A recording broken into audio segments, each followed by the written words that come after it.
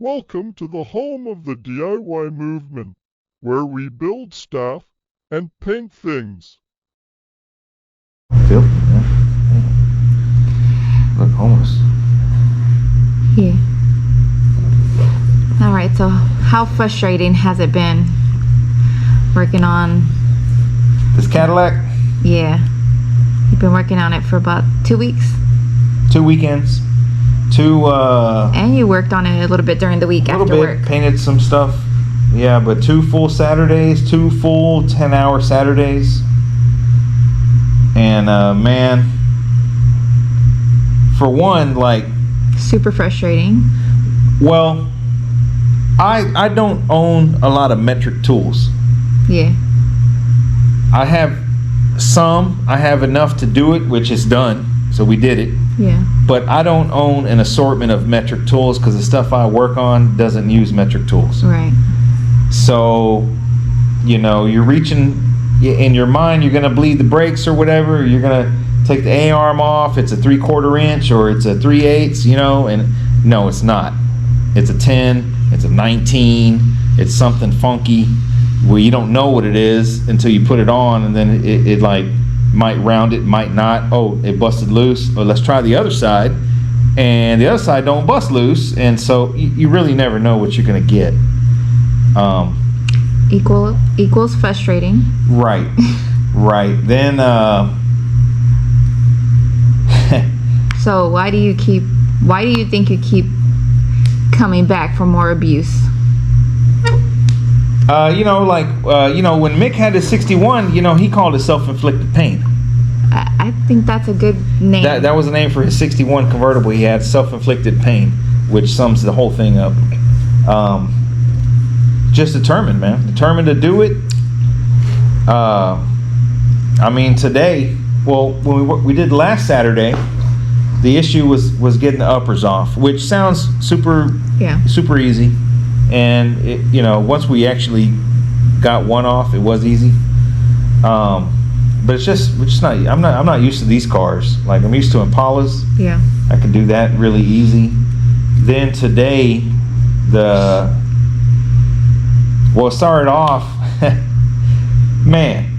Okay, so when we took that upper control arms off to extend them, we took the driver's side off. Okay, you got to follow. We took it off, and I got it in my hands, and I'm like, this is driver's side. We need to mark it. Okay, we need to mark it. I'm gonna put duct tape around the dog bone. Duct tape, driver's side. Put it, boom, right on the floor of the driver's side. Okay. Now we can't fuck that. We can't confuse that because we got it marked. Let's take the passenger side. Take the passenger side off. We don't gotta mark it because there's only two, and the first one is marked, so we're good. So they sat here for a week because I'm like, Bobby's gonna extend them when he gets here today, and so they should sit there until Saturday. So they sat there, right? Okay. So Bobby showed up. I was ready to go. I had everything ready to go. I said, man, we need to cut here, cut here. Let me cut them, or he cut them. I think, yeah, he cut them. And then you forgot which hold on. So he was outside cutting them, and he said, man, you didn't have to use the duct tape because it has an L engraved on it. Oh my god. And the passenger side has an R. And I'm like, okay, sweet. We'll leave it on there anyways. Okay. So he cut them outside. He brought them in to weld them. We extended them 1 inch. We're laying a little bit, 1 inch with flat bar. And so he got them all, you know, jigged up or whatever, ready to weld. And he's like, hey man, this ain't fitting too good. It's fitting kind of funky. Like, it kind of kicks out a little bit down here. It's not really going to be an inch. It's going to be like 1 1/8 inches. I said, well, worst case is we can shim it back. Okay. So go ahead and do it, man, because we're running out of time, right? So he started welding it, and so he welded it all, and you know, roughed it in, welded it, and then I was gonna grind it outside, and then he's gonna work on the passenger. Okay, so it's all welded up. The shit's hot. You know, everything you touch on is hot. So I'm outside in the back, gonna clean it up and grind it down a little bit. Okay, has a duct tape on it. And the control arm has an R on it. So I'm like, that's right side. Yeah. So I come back in. I say, hey man, didn't you say that it was engraved with left side and right side? He's like, yeah. I said, well, this has the duct tape and has the R on it. It's right side. Yeah. He's like, fuck. I said, how did you do that? He's like, man, I don't know. So he went. I was like, well, you got to go cut it. Like, I'm not cutting that. So he cut it. He's like, I'll cut it real quick. So then, when he cut it, you know, to fix it, the other one fit perfect. The correct side fit perfect, which is the reason why it wouldn't. Right. The other side. Yeah. So I'm like, so that's an example of no matter how organized you are, Yeah. Something can always something happen. still goes sour. Yeah. When you involve more than yourself, you know, which is no fault of Bobby. Shit happens and it's fixed. But that was the first today. The first chain of events. The first chain of events today, right? So then I was like, okay, the A-arms are done. We got them roughed in. They're nothing to show off. They're not, you know, they're just extended. They're welded. They're not molded. None. It's a street car. Okay. So I'm like, man. So not show. No, not at all. By no means. Now, I mean, the car maybe, but not the suspension. Okay. So I was like, okay, well, let's jack it up. Let's start plasma the holes out for the cylinder. I said, we'll cut them with a plasma because that's fast, and then we'll grind them with the cone, the rock cone thing on the grinder, and smooth them out a little bit so it's not so rough. Boom. Okay, we did the driver's side. All right, we did the driver's side. We had it up on the lift. The ground was on the passenger side. We're hooked up to 220 with the air and everything. We cut the driver's side out. Yeah, it just turns on. Okay, so we're done with the driver's side. So let's go to the passenger side and go ahead and knock that out. Plasma cutter stops working. I don't know why. The shit stopped working. We took the whole thing apart. It took us like 2 hours. Oh my God. So the car's on the lift. We bring the thing over here. We dissect it all. We take the whole thing apart. We got new tips and all that, and we play with the air regulator and everything, man. We really dissected that machine, and I gave up. I was like, man, this ain't happening today. Like, we're not gonna finish today. I'm just gonna have to go on and buy a new plasma, and we'll finish, next time or whatever. We can't. I tried to cut with a hole saw, but the pilot hole is already too big. And I was like, okay, we're done. Like, might as well just start drinking beer, right? So we sat here and monkeyed with it, and I was like, it would cut on, but it would only cut on for a split second. And I'm like, well, it must be a short. Yeah. So we cut the whole sheath off. There's no short. We took the trigger apart. There's no short. We put it all back together. Shit didn't work. And I'm like, well, maybe, I don't know, man. Maybe the tip is too tight or not tight enough. So we loosened the tip, and it worked.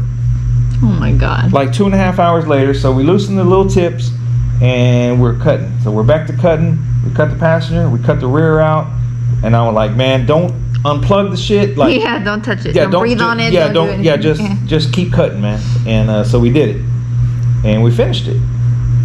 But it was a very frustrating chain of events. Yes, in the last two Saturdays. But the car is cut. The car is lifted. I don't know if it's in the video. Yeah. And man, I mean, I did one of these in like 2014 for a friend of mine, and I did it myself. Like, Bobby was barely starting to come around back then, and honestly, I don't know how I did it myself, but obviously it happened. A lot of blood, sweat, and tears. And I don't even remember cutting it. I remember certain things about it, but man, I forgot a lot of it. But okay, so why not? I mean, okay, I don't know a whole lot about it. Sure. Well, I know what I know, right? But I'm not in it like you. But like, so why not just take it somewhere? I mean, that's an option. Depends on where. It would probably be a lot less frustrating option, maybe. Maybe. I mean, that's up for debate too, because it could be frustrating in different ways. It's not necessarily frustrating because you're not having to monkey with it, and your tool may not work, or you're getting filthy, or you get something in your eye, or Okay, so you're talking about maybe like frustrating as in the wait time, yeah, the money, the cost, the quality of work, the workmanship behind it. It not being what you think it was going to be. Right. Sure. So I would rather frustrate myself than let somebody else frustrate me. You could do bad by yourself. Yeah. You don't need anybody to do bad for you. You could do bad by yourself. So, in my opinion, I would rather frustrate myself and figure it out than take it somewhere. I mean, it really depends. I mean, now where I'm at is I really don't want to take it anywhere. And really there's no need because we can do everything.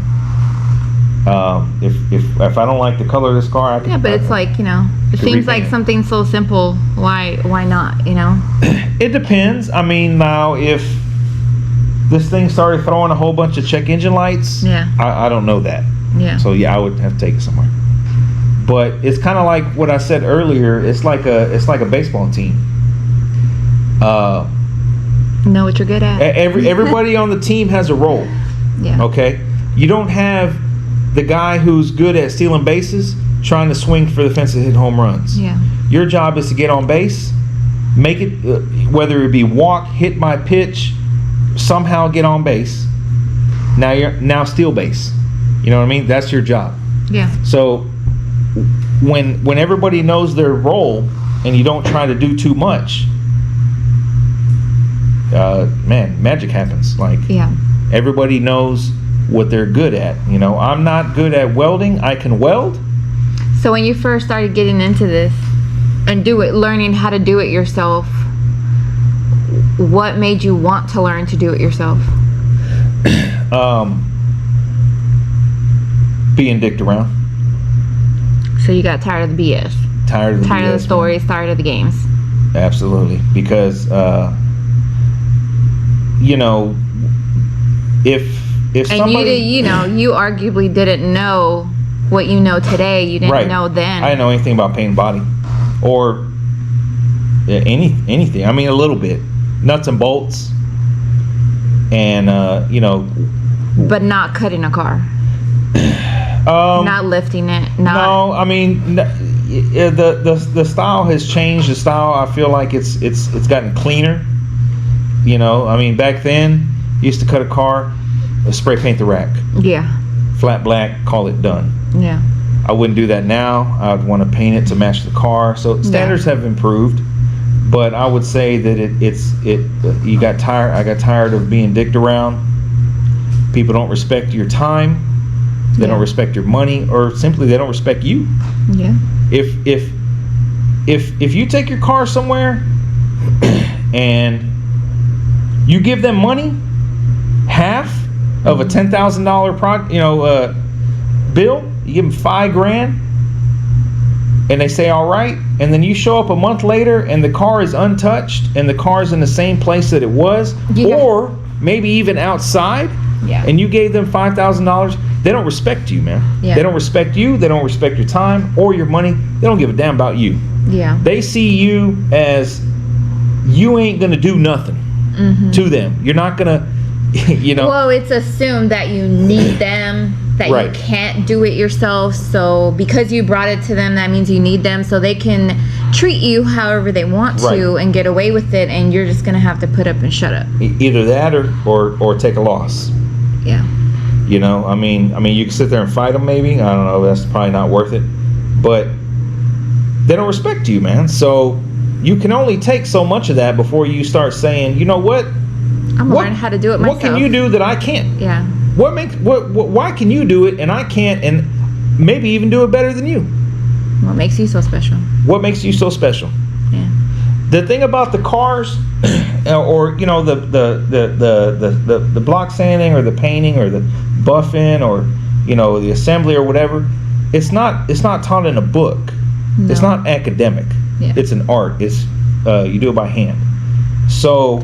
Or it could be taught in the book, but real world application is not the same. It's not. No. It's not a master degree. It's not a PhD. It's not a doctorate.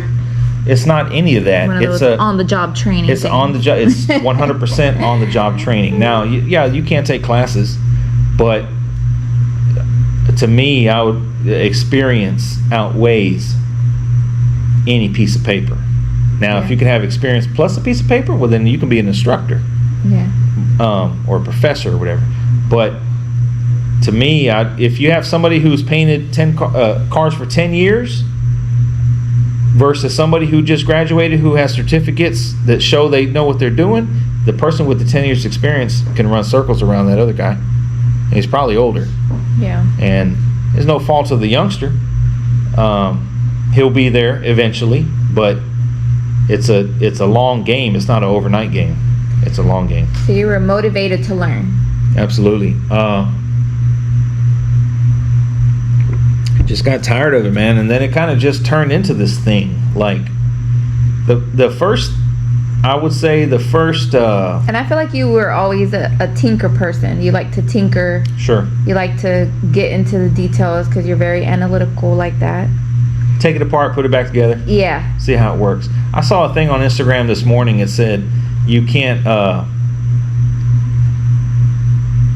Can't fix You can't. No, you can't. You can't blame somebody who grew up playing with Hot Wheels for owning, like 4 or more cars, because you played with them. You played with like 4 or 5 at a time or more. You dumped them out in a big pile, and you started playing with it like 6 of them. So fast forward 30 years or 40 now you got years. real ones. Yeah, you can't just have one. I don't think you've ever had just one car. I always like to have at least 2. You always had your show car and you got your street car. Right. And since we've been together, that was like 16 plus years ago now. Right. To me, that's kind of what it is. You got your, I wouldn't say a showpiece, but you got your special. Okay, you got your special deal, and then you got your one that if you're driving, you really don't care if you get rained on. Yeah. So that's, to me, when you have both of those, it's complete. But it all started with a mindset shift. Absolutely. A do-it-yourself mindset to be motivated to do it yourself. It starts with it doesn't matter. It doesn't matter how much money you have. It doesn't matter how many tools you have. It doesn't matter your size of your shop. It doesn't matter what kind of car you're working on. It doesn't matter if you're working on a Regal or you're working on a 58 convertible. It doesn't matter. What matters is the mindset. Yeah. The mindset is first and foremost. Once you get your mind right, you can get creative real quick. Absolutely. You can do anything. Yeah. Then comes, okay, well now I got to buy the tools. Yeah. I got to buy the welder. I got to buy you bought the DA. cheap tools. Now you want to upgrade. Right. So you go to Harbor Freight and you spend $500, and you buy, your sander and your grinder and all that. You spend $500 at Harbor Freight. You can do a lot. You can do a lot with Harbor Freight stuff, man. Yeah. But before that came the mindset to actually do that. Yeah. The mindset triggers.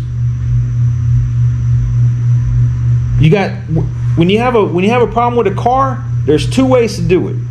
The first thing that most people think of is, who do I take it to fix my problem? Yeah. Who can I call? Who can I call? Who can I take it to fix my quarter panel? Or who can I take it to do my hydraulics? Or who can I take it to do my vinyl top? That's one way of thinking. The other way of thinking is, what tools do I need to do this myself? Yeah. And once you, what do I need to buy? Once you take that path to the right, you're never going to go back to the left. It would be hard because it's hard. Like, man, I can do that. Right. Or what's so hard about it? I can do that. I can learn. Not only that, but if you say, okay, I took a right turn. Yeah. And my car's been sitting here for a month or 3 months or whatever. Well, the only person's fault is yours. Yeah. So it's not the paint man, or it's not the upholstery shop, or it's not so there's really no one to blame. My guy. Yeah, right. So for me, the mentality is, what tools do I need? YouTube is a hell of a tool. What videos do I need to watch? Who do I need to network with? Right. To figure out how to do this myself. Or who can I call to mentor me through this process? We need to call 1-800-Moonroofs. Yeah. or 1-800 hydraulic pumps, or somebody 1-800 Lonestar Lows. sure to give you that little tip, or maybe even just have that conversation with you to put you in that mindset to do it yourself. Are you gonna start at 1-800 for motivational speaking? I mean, it kind of already is. Like, I mean, I respond to a lot of Instagram messages, and I'm not getting paid for them. I'm just telling advice of stuff that I've done and stuff that I know works. Now, is it the only way? No, there's plenty of ways. No. But I know this works. Yeah. And this can get you where you want to be. That's another thing too, is you got to know where you want to be. Yeah. Do you want that special occasion car, or do you want something that you can drive in the rain without worrying? And I know there's a lot of people say, well, I drive my special car in the rain. Yeah. Well, good for you. And you're probably pissed off the whole time you're doing it, because that's not everybody. Right. No. So you got to know what you want. Yeah. You got to know where your end game is going to be at before you start, because if you don't know where your end game is going to be at and you start, you're really kind of going in it blind, and then the thing is going to spiral out of control. And there's a thing,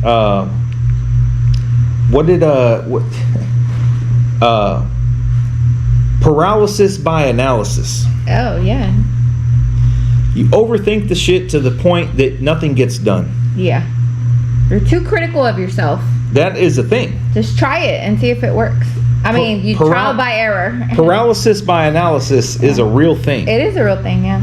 You can cripple yourself to the point. I think that a lot of people struggle with that, because a lot of these guys that have their cars sitting for forever and never touch it is because at one point in time that happened to them, and then they just lost motivation because they just thought about it too much or too hard and just never actually tried doing anything.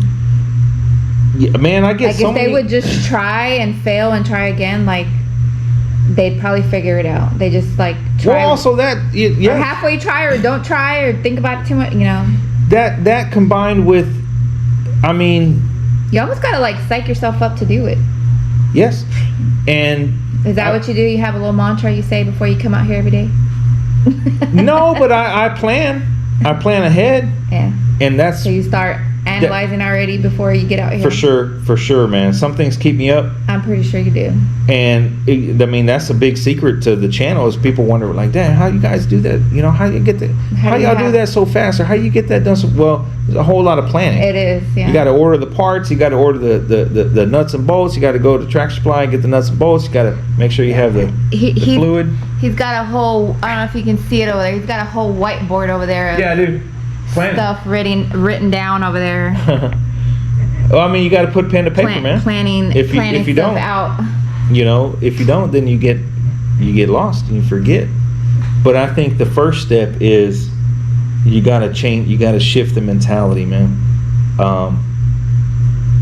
And you got to, like I say, man, it's like a baseball So what team, can people do to motivate their shift? I would say. What was it for you? What changed your mind? How do you motivate? How do you stay motivated to keep doing it yourself? Is it satisfaction of? I mean, lately, something getting done. Lately, it's. Is it other people telling you that you're doing a good job? Yes. Or? Lately, it's been getting kind of hard to stay motivated. Why? Because.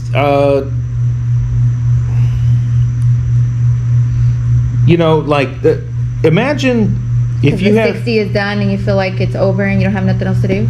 Yes.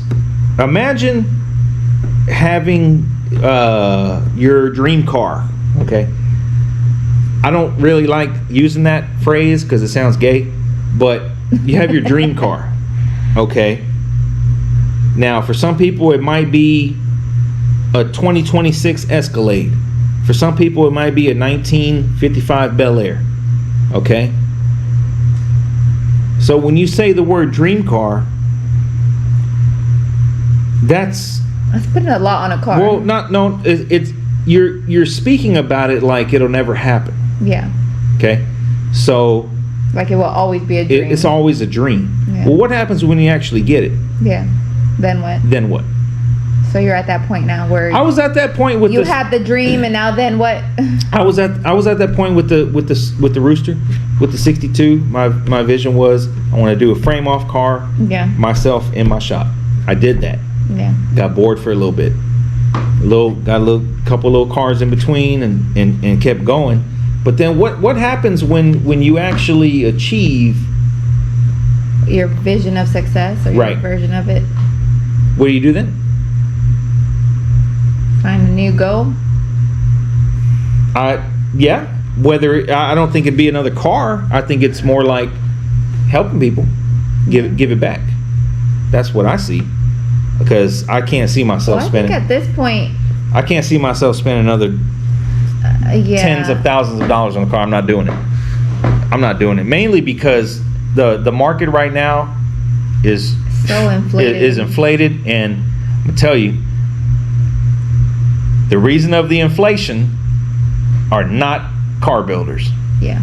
Period. Yeah. In the classic car game, there's two types of people, and I posted it on Instagram. There's two types of people in the classic car game. One of them goes to work so that he can fund his project car. Yeah. The other one makes money off of the person who goes to work to fund their project car. True. And those people are the reason why things are out of control right now. Yeah. They don't build cars. Yeah. They make money off cars. Yeah. So I don't like those people. I don't care for those people. Yeah. In fact, we're not the same type. Yeah. They're snakes. Yeah.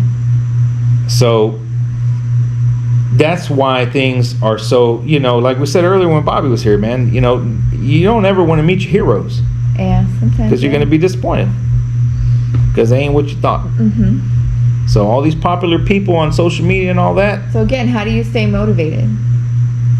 probably by the messages that I get, or the feedback that I get. I rarely, I can't remember the last time I had a negative feedback. I mean, Yeah. not to brag, but it's always good, or people asking questions, and I answer them, and they thank me or whatever, and then they send me a picture a week later saying it worked, stuff like that. You like that? Yeah, helping, maybe Helping people. You teaching, Like that. Yeah. or mentor, I guess. I don't know. To me, a mentor knows it all. Sounds kind of cliche, or Yeah, but it's I enjoy. sounds like bragging, or Yeah. I don't know. Yeah, it's not. I don't like to think of it as bragging. Helping people, man, because to me, when I started, lowriding, in '95, that was a poor man's sport. Mm-hmm. That was something you did in your driveway with crescent wrenches. I don't know how it was ever a poor man's sport when it costs a lot of money to do anything. Well, back then it didn't. Like I say, man, you built the car with a crescent wrench, it fits all, and suppliers, really limited tools. It was simpler back then. It was a poor man's sport. Now all of a sudden, It's $120,000. yeah, man, engraving, or maybe even double or triple, man, engraving and all the chrome, and that's not what I Well, and two, grew if up you on. don't share the knowledge you have with people, how is it going to live on? So That's another thing too, man, is these things, these prices are getting so far out of control that the youth can't afford it, man. And the Yeah. youth is not interested in it because they can't afford it. A 22-year-old kid who has a 45-year-old dad, or a 50-year-old dad, a 22-year-old young man, he don't got $60,000 for a '64 Impala. I don't know. So how is this ever gonna keep going? It's Yeah. not. Yeah. And he don't have the interest to spend $10,000 for a project and put 40 in it. Yeah. I mean, there's some. Don't get me wrong, there's some, but not really. Yeah. They rather you know, get a new car and you know, whatever the new whip is, and you know, and do that. So it's definitely a dying breed, and I think maybe not my generation, but the next one is going to be the end. It's not going to do it. I mean, like, you know, a 64 right now is what? 74, 84, 94, 04, 14, 24, 6. A 64 is 61 years old. Wow. In 20 years, you're talking about an 80-something-year-old car. That's crazy. They're not going to be around. They don't feel like it. And it's going to be the end. The only ones that would be around are the ones y'all are building today. Yeah. Because they're rebuilt. I mean, even a Cadillac, like the Cadillac this is a 94. It'd be like 40 I mean, that's years 30 years old. Yeah. It's going to be like 50 or 60 years old by then. Right. Like, there was a comment on the channel that one guy had said, at what point are the Fleetwoods going to be on Barrett Jackson? And that's exactly what I did. I laughed at first, and then I was like, I bet it's coming up. Yeah. Anyways, man, the camera's getting hot, but imagine a Fleetwood Brougham at Barrett Jackson. That's crazy. Yeah. But it's coming, because we used to say the G-bodies, the Regals, the Monte Carlos will never bring $15,000, and they're doing it. Mm-hmm. So now it's just out of control, man. But anyways, man, hope you guys enjoyed this rant, and we're gonna wrap it up, man. Stay motivated. Stay motivated, man. The lack is lifted. Just got to button it up, wash it up, and you guys will see it out, man. They should keep sending you some motivational Sure, man. Keep it going, man. content so you can stay motivated. Yeah, man. It's a two-way street. It's a two-way street. You motivate them, they motivate you. Absolutely, man. Things get done. That's the only way. Yep. Yep. Y'all stay tuned, man. Thanks for watching. Peace.